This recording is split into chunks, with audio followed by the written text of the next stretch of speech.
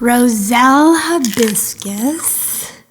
After the plants flower and the petals fall off, then this red fleshy crown starts developing more, and we wait until it gets big enough to harvest it. So you'll go through with pruners are really the best tool and cut these off from the plant into a big basket and then bring them into the shade for harvesting, where you'll pull off this part right here. Now, once this is harvested, this is ready to dry, or you can use it fresh if you want to make hibiscus chutney or hibiscus jam.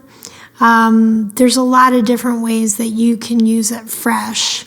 All right, so this red fleshy part is what we use from hibiscus as a medicine and food.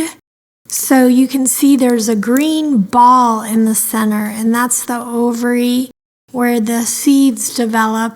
And this part, at this stage in the game, it's quite tough and fibrous, and it's not going to hurt you. It just doesn't have the same medicine as these red parts.